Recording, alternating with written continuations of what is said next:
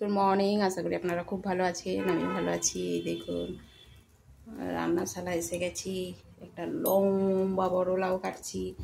এই দেখুন লাউগুলো কুচোচ্ছি, কারণ আমাদের এখানে এরকম লম্বা ধরনের লাউই পাওয়া যায়। আর এই দেখুন পাট পাতা, এই লাল পাট আছে, এই পাট পাতা দিয়ে ডাল করব। আপনারা কে কে পাট পাতা ডাল খেতে ভালোবাসেন কমেন্ট করে জানাবেন। আর কীভাবে আপনারা পাট পাতার ঝোলটা বানান, এই ডালটা বানান, সেটা একটু জানাবেন। তেলটা অনেকটা হয়ে গেছে, এতটা তেল দিলে হবে না, একটু তুলে দিই। পাট পাতার ডালে তো আমরা পেঁয়াজ ফোড়ন দিই সাধারণত,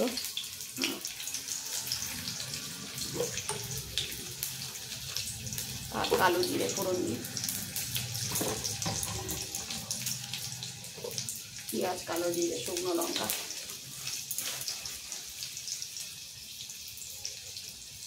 এবারে ডালে অনেকে অনেক রকমভাবে বানায়। পেঁয়াজ একটু, শুকনো লঙ্কা আর কালো জিরে।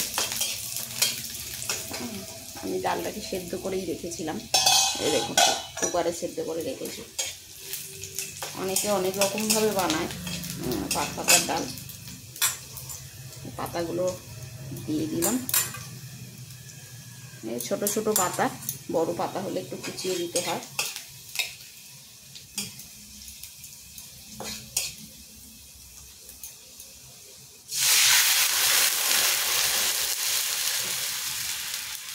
দিয়ে দিলাম একটু ধনে গুঁড়ো আর জিরে গুঁড়ো দেবো। পাট পাতার ঝোলে একটুখানি দিই এই ডালে। ঝোলও করা যায়, ডালও করা যায়। বন্ধ করে দিলাম। আর এখানে দেখুন লাউগুলো আমি কেটে নিচ্ছি কুচো কুচো করে।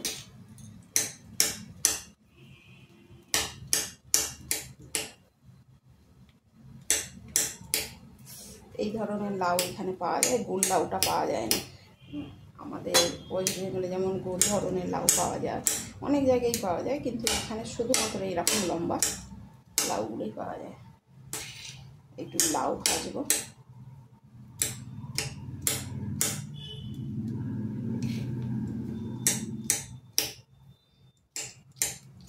লাউ বেশ ভালো লাগে, কালো জিরে শুকনো লঙ্কা দিয়ে লাউ ভাজা খেতে খুব দারুণ লাগে।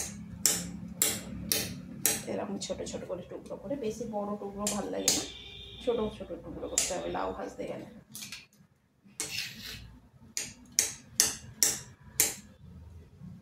না বাবার আগে একটুখানি চিনি দিয়ে আরও ভালো লাগে, একটু মিষ্টি মিষ্টি।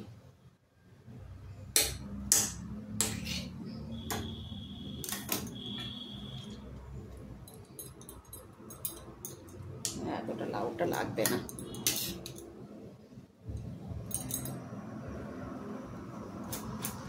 একদম কচি, ভেতরে মানে দানা হয়ই নে প্রায় ধরতে গেলে, একদম কচি। এইরকমই লাউ এখানে পাওয়া যায়।